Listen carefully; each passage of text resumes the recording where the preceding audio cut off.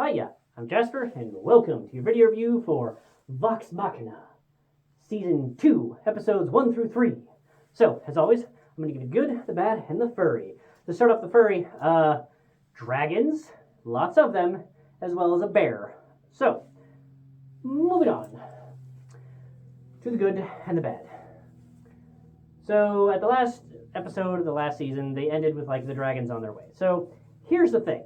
I don't know if you remember or had the unfortunateness to watch the last season of Game of Thrones, or the last couple of episodes even, where Khaleesi's dragons just keeps on annihilating the shit out of King's Landing. But let me tell you, that is nothing compared to what 4 dragons, one with ice power, one with fire, one with acid, and one with poison, I think was the other thing. Just oh my god, the level of destruction that they wrought on this town is just mind-boggling. Because every time you think, you're like, okay, they've killed the things, they've destroyed, okay, now, but no, there's just more destruction. There's just more and more destruction. You're like, how long is this going to go on? And it just goes on, and it is just, you're just like, holy shit. And then they remind you that, this is the capital that they're doing this to.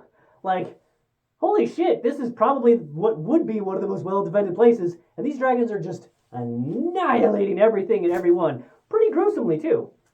This is not, it doesn't have the sex and nudity level of season 1 of Love, Death, and Robots, but it definitely has the violence level of one of the more violent episodes for that.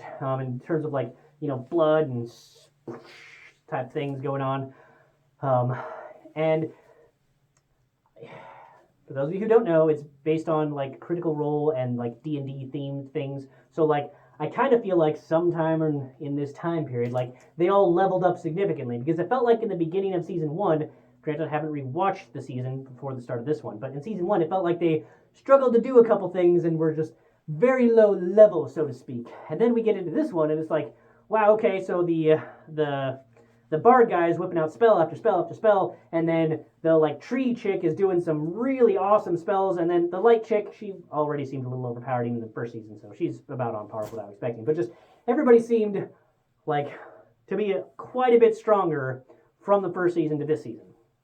But I really enjoyed so far the first 3 episodes. But what I will say is that one of my complaints from the first season, I think, still stands in this one, which is that, and I'll link the description of my review down below, but is that it's almost too fast-paced. You can kind of see, if you've ever played D&D or you've seen somebody play D&D, you just kind of understand how it works. You can almost see that, okay, this was a day where they had this bit of adventure, and this was the big bad evil guy for this part of the adventure, until they get to the next thing where that's the big bad evil thing for this part, and they move on. But, there's so... it's so rapid fire from oh, we're at this disaster, then we're moving on, and then we're at this disaster, so we go to the next thing where there's this thing to fight, and this thing to fight, and this, and yes, they are managing to sprinkle a surprising amount of character development and backstory and things of that nature in, but it's such a frenetic pace that I feel like every once in a while it'd be nice, maybe the next episode, but maybe not the next episode, to just take a minute, have a beer at a bar, have some talky bits, just chillax. But there is no chillaxing. It is just action, action, action, action, action, action in this. And, I can't complain too much, because I do love I like the animation style. It doesn't super duper break the mold, but it's not that ugly Adventure Time style, or Rick and Morty, or, Steven Universe. It doesn't have that shitty style that is just gross or horrible looking. They definitely have some care and love in the animation. So it's not that they weak out on that. So I do appreciate how fully animated each of these sequences and battles, they definitely spent some time and money for it. But maybe just chillax for a bit. And maybe that's what episode 4 is going to be. I don't know. But, man, that is one way to end the first 3 episodes. You're going to see the first 3 and you're like, holy shit, that's how we're going to pause for a week? Oh my god, that is a choice already. So I'm not going to spoil anything for there, but just that is an interesting choice. Just man.